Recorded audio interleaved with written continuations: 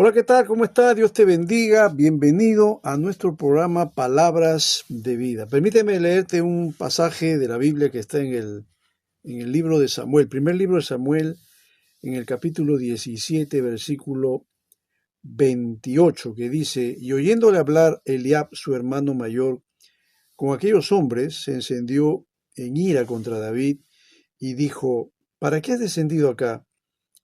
¿Y a quién has dejado aquellas pocas ovejas en el desierto? Yo conozco tu soberbia y la malicia de tu corazón, que para ver la batalla has venido. Y David respondió: ¿Qué he hecho yo ahora? ¿No es esto mero hablar? Bueno, si nos ubicamos en el contexto, vamos a ver que David va a enfrentarse contra un paladín filisteo, contra un gigante. Estamos hablando de Goliat.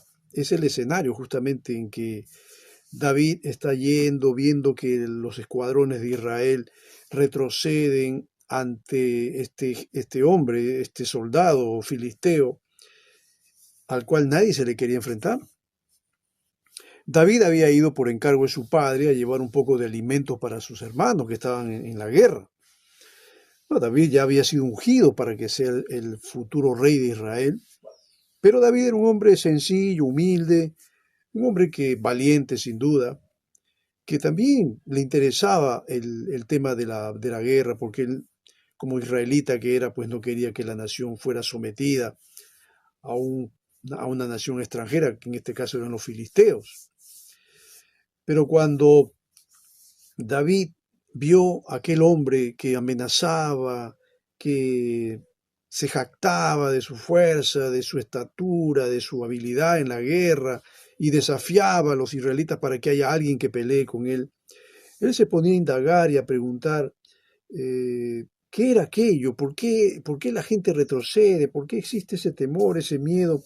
Y es ahí donde su hermano Eliab, que era el hermano mayor, lo vio hablando con aquellos hombres y se encendió en ira y le va a decir a David: ¿para qué has descendido acá? No, yo no sé si sabía que su papá lo había mandado para que les lleve alimento. ¿Para qué has descendido acá? ¿Y a quién has dejado aquellas pocas ovejas en el desierto? Dado que era el último hermano, eran 8 hermanos, el último de ellos, a él le mandaban a cuidar las ovejas, a David. Pero imagínense ustedes, Dios escogió a David para que sea el rey sucesor de Saúl.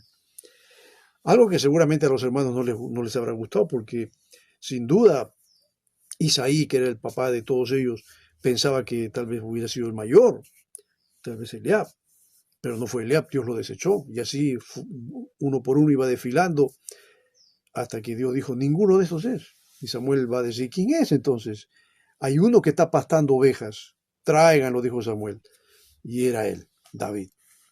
Ahora yo digo, los hermanos no se habrán sentido un tanto envidiosos porque Dios haya escogido el último de ellos, y siempre el mayor tiene ascendencia sobre todos. Es el que supuestamente debe ser el ejemplo, debe ser el mentor de todo, debe ser el guía, debe ser el que inspira a los demás. No, esta vez la cosa es al revés. Dios escogió al último, que es David. Y yo pienso que puede haber generado cierta desazón en el corazón de los hermanos. En esta situación se ve algo de eso, porque yo veo que David, está queriendo enterarse sobre los asuntos de la guerra y su hermano Elías no le gustó eso. Y miren lo que le dice.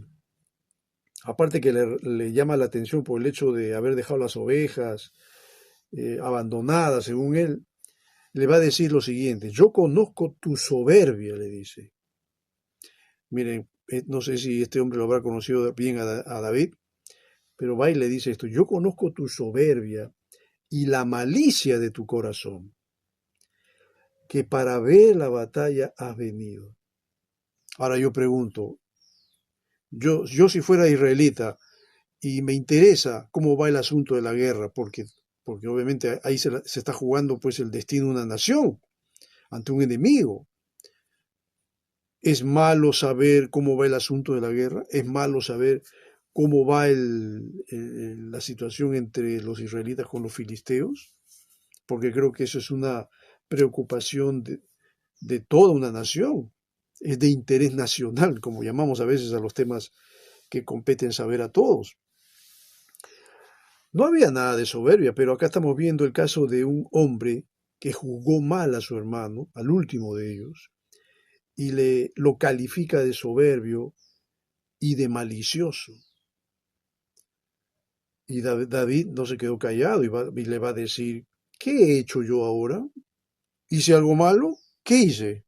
Estoy viniendo con el encargo de mi padre de traerles alimento. Yo le hubiera dicho a Eliab en ese momento, oye, sé agradecido porque te estoy trayendo un poco de comida y vienes a hablarme todavía así. Ya mañana no te traigo nada, lo hubiera dicho. Pero no, David no le dice nada. David le dice, ¿qué he hecho yo ahora? No es esto mero hablar, le dice.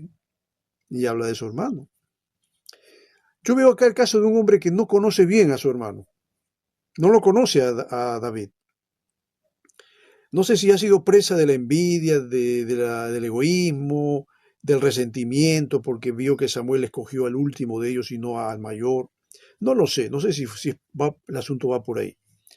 Lo cierto es que tampoco tenía la capacidad de discernir para poder entender bien y conocer el corazón de su hermano, al llamarlo soberbio y malicioso. No, si él está yendo solamente para enterarse sobre un tema de la guerra. Bueno, esta fue una circunstancia en un momento dado antes de que David se enfrente contra Goliat. Yo pienso, hermanos, que esto pasa también en la vida real. Esto nos pasa a todos. Dios escoge a quienes serán sus hijos y sus siervos. Dios va a enaltecer a unos más que a otros.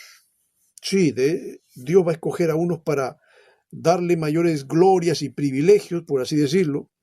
Los va a hacer más vistosos, gente de mayor fama y prestigio en el ministerio, ¿no? Por eso es que hay pastores que destacan más que otros. Puede haber grandes predicadores, grandes evangelistas. Y a veces uno sueña y quiere ser un gran evangelista, ¿no? ¿Quién no ha soñado en algún momento ser como Billy Graham, como Luis Palau, como cualquier otro gran predicador que ha habido en la historia? Pero después uno descubre que no llegamos de repente ni a la, ni a la correa de su calzado. Simplemente somos predicadores, somos maestros, somos evangelistas, pero no tenemos el prestigio y la fama de estos hombres que han destacado en la historia de la iglesia.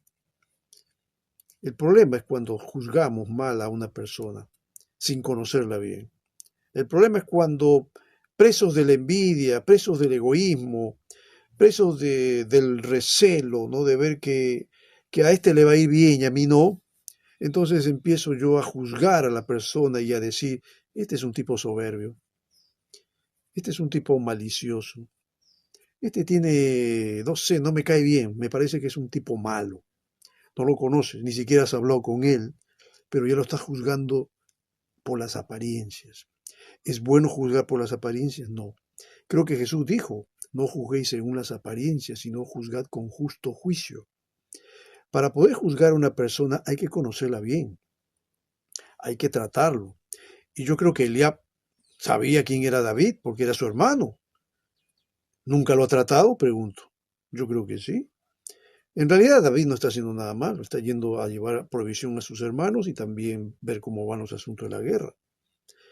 Y esto lo va a confirmar Dios más adelante, porque vamos a ver que más adelante nadie se atrevió a desafiar al paladín aquel llamado Goliat. El único que lo hizo fue David. Ni su hermano Eliab, que era el mayor, lo hizo. Ninguno de sus hermanos. Lo hizo David. Y ahí se prueba entonces el valor de este joven, el arrojo, la valentía y la confianza absoluta que él tenía hacia Dios. Dios no se equivocó, Dios nunca se equivoca, dicho sea de paso. Dios escogió al hombre ideal, propicio, y como lo va a decir en algún momento, un hombre conforme a su corazón, que no tenía nada de lo que estaba diciendo Eliab. No era un tipo soberbio, no era un tipo malicioso, no, era un tipo sincero, era un tipo humilde. Yo lo veo así, un hombre que sabía humillarse ante Dios. No sé si sus hermanos lo hacían, no se sabe nada de ellos. Apenas algunas cositas que se menciona, pero después no se sabe nada de la historia de sus hermanos. De David sí, porque David fue un hombre temeroso de Dios, un hombre que tuvo mucha fe en Dios y un hombre que logró emprender grandes conquistas y fue un guerrero muy valiente porque él supo depender de Dios.